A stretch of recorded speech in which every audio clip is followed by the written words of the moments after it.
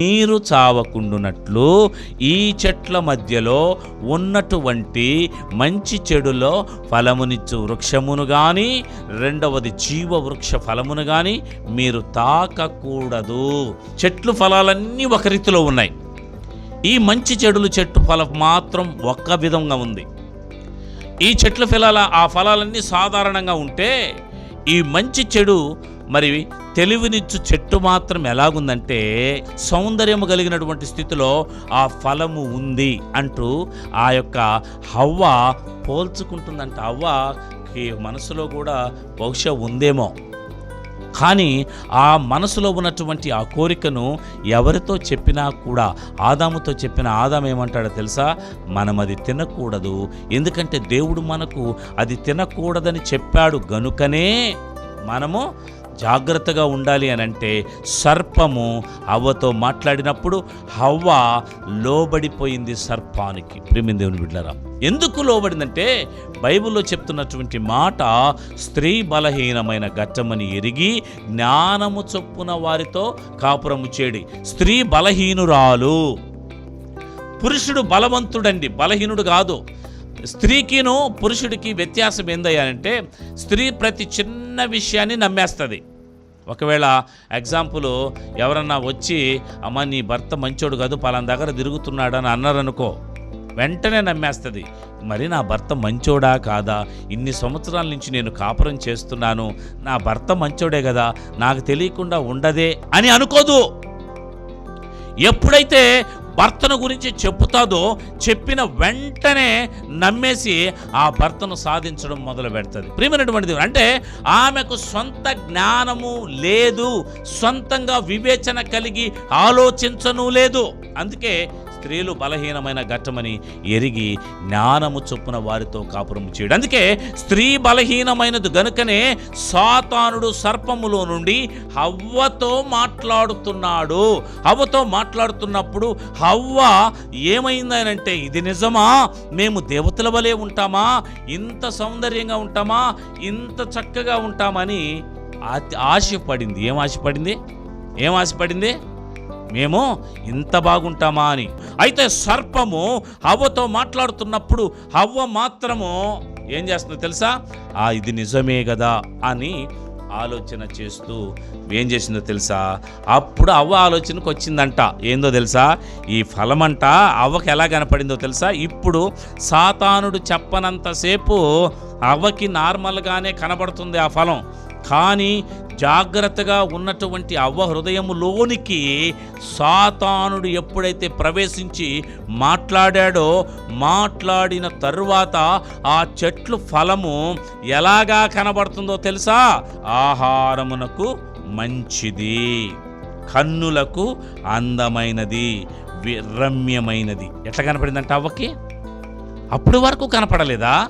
అప్పుడు వరకు అవ్వకు కనపడలేదా అనంటే కనబడుతుంది.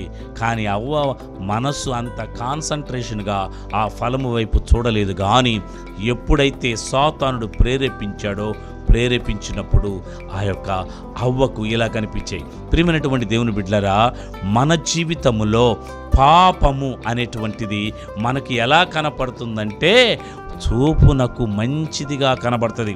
కనుక జ్ఞాపకం చేసుకున్నట్లయితే ఆహారమునకు మంచిది అనగానే దాని అర్థమేమిటి అనంటే, మంచిగా ఆలోచిస్తున్నామా లేకుంటే వ్యతిరేకమైన దిశలో ఆలోచిస్తున్నామా? ఈ లోకంలో జీవిస్తున్న మనము మన ఆలోచనలు ఎలాగున్నాయి, మన తలంపులు ఎలాగున్నాయి? హేయమైన వాటి వైపు పరిగెడుతున్నాయా మన తలంపులు? దేవునికి ఇష్టమైన స్థితిలో పరిగెత్తుతున్నాయా? హవ్వకు పరిగెచ్చినట్లు మనకు పరిగెడుతున్నాయా? సాతానుడు మాటలకు లోబడుతున్నాం. మన జీవితంలో సాతాను ఇష్టాలకు లోబడిపోయి మన జీవితంలో మనం ఎలాగా ఆలోచిస్తున్నాం, మన ఆలోచనలు, మన తలంపులు ఎలాగున్నాయి? ఈ లోకంలో మన నడవడిక ఎలాగుంది, మన ప్రవర్తన ఎలాగుంది, మన ఆలోచనలు బట్టే మనం నడుస్తాం. తెలుసా?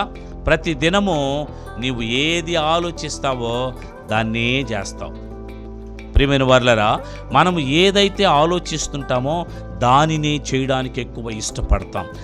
ఈ ఆలోచనలు ఎలాగా మనకు వస్తాయంటే దేవునికి వ్యతిరేకమైన స్థితిలో ఆలోచనలు వచ్చేసినాయి, దేవునికి హేయమైన స్థితిలో ఆలోచనలు వచ్చాయి, దేవునికి వ్యతిరేకమైన స్థితిలో ఆలోచనలు కలిగినాయి. కనుక రెండవది జ్ఞాపకం చేస్తే మన ఆలోచనలు, మన తలంపులు పరిశుద్ధమైనవిగా ఉండాలి. మన ఆలోచనలు దేవునికి ఇష్టమైనవిగా ఉండాలి. అందుకే మనం ఆలోచించేటువంటి ఆలోచనలో చూడండి, ఏమని ఆలోచిస్తున్నావు? దేవుని యొక్క వాక్యములో మనం ఆలోచించేటువంటి ప్రతి ఆలోచన దేవుని సంబంధమైన మాటలతో కూడినదై ఉండవలెను. మనం ఆలోచించేటువంటి మన ఆలోచన పాపము లేనిదై ఉండవలెను. మనం ఆలోచించేటువంటి ఆలోచన దేవునికి హేయము కానటువంటిదై ఉండవలెను. మనం ఆలోచించేటువంటి ఆలోచన దేవునికి ఇష్టమైనది ఉండవలెను. మనం ఆలోచించేటువంటి ఆలోచన దేవునికి యోగ్యమైనదిగా, మన జీవితాన్ని మార్చగలిగేటువంటిదిగా ఉండాలి మన ఆలోచనలు. ప్రతిదినము కొంతమంది జ్ఞాపకం చేసుకోండి, చిన్నప్పటి నుంచి మోషేని జ్ఞాపకం చేసుకుందాం. మోషేని తన తల్లి పెంచేటప్పుడు ఒక ఆలోచనతో పెంచింది. ఏం ఆలోచనతో పెంచింది? మన ఇశ్రాయేలీలు, మన యూదులు, మన హెబ్రీలందరూ కూడా ఏం చేస్తున్నారు? ఈ ఐగుప్తు దేశములో బానిసలుగా బ్రతుకుతున్నారు. ఆ బానిసలుగా బ్రతుకుతున్నటువంటి వారిని నువ్వు విమోచించాలి, నువ్వు విమోచించాలి, నువ్వు విమోచించాలి, నువ్వు రక్షించాలని ప్రతి దినం ఆలోచనను తల్లి వాని మనస్సులో వేసింది.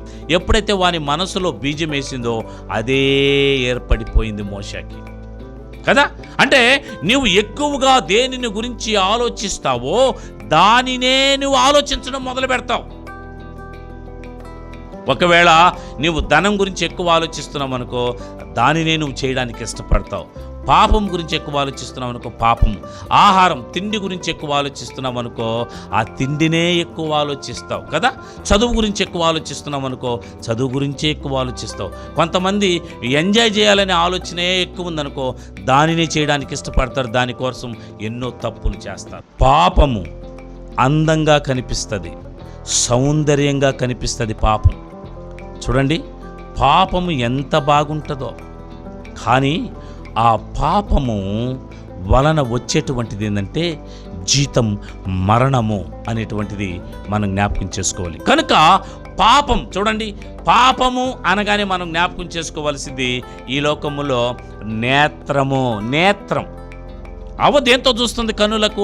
కన్నులతో చూస్తుంది.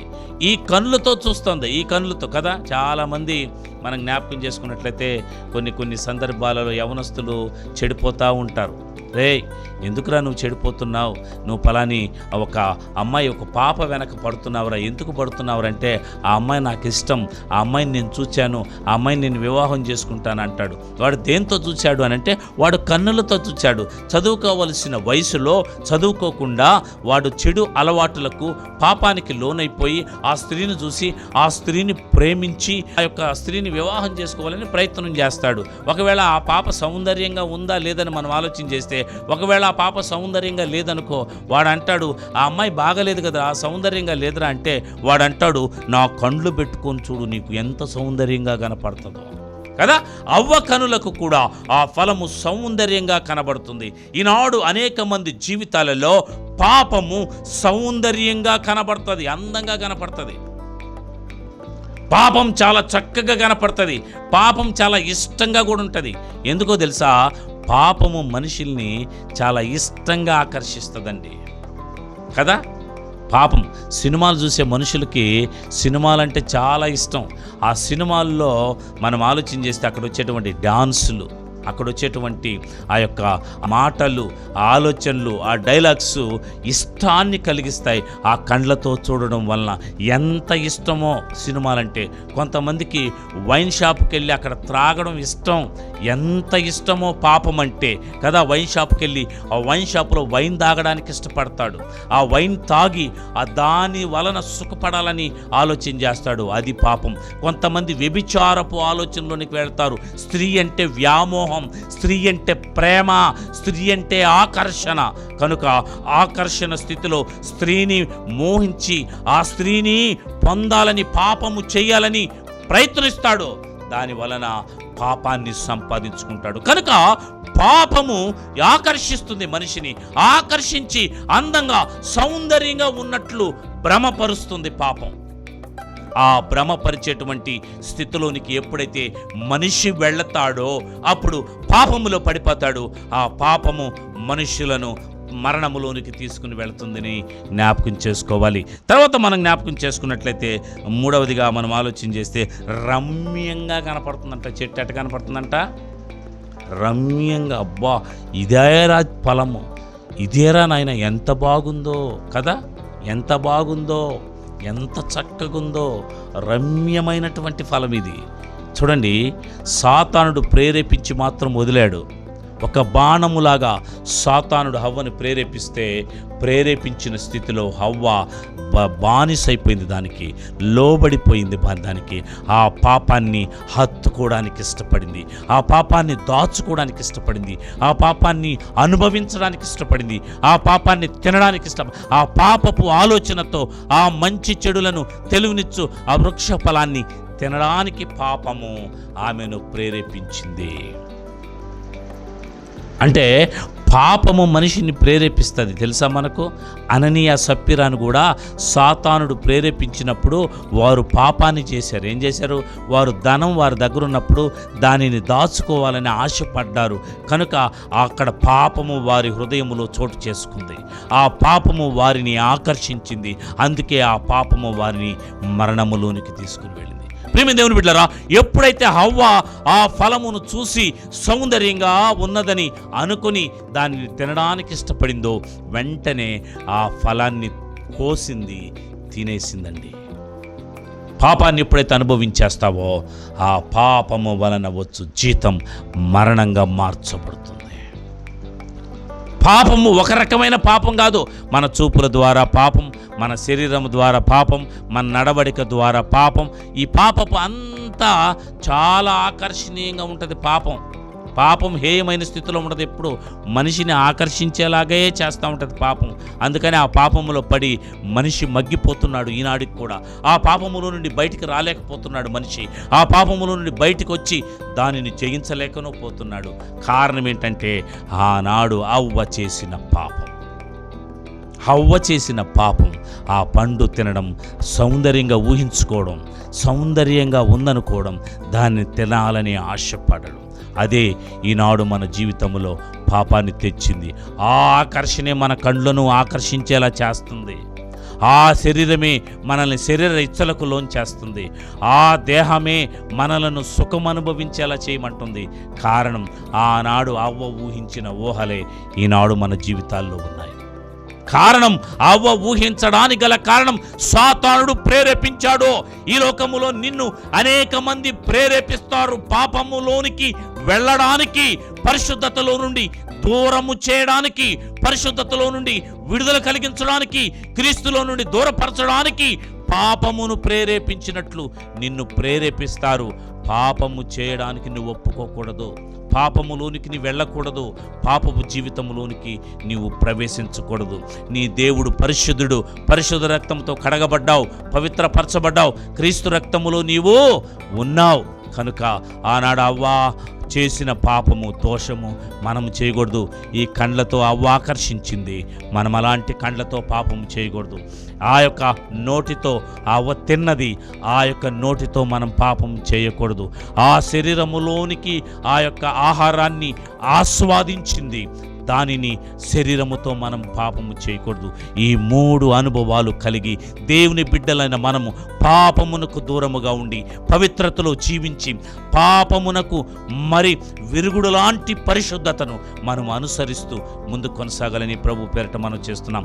ఎప్పుడైతే అవ్వ పాపము చేసిందో చేసిన వెంటనే వారు దిగంబరులుగా మార్చబడిపోయారు.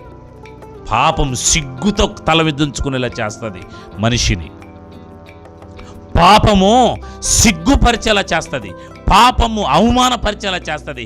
పాపము చేసేటప్పుడు సిగ్గుండదు, పాపం చేసేటప్పుడు అవమానం ఉండదు, పాపం చేసేటప్పుడు మనకు ఏమనిపించదు. కానీ చేసేసిన తర్వాతనే సిగ్గు, అవమానము, నిందలు, భయంకరమైనటువంటి వేదన అనుభవిస్తాం.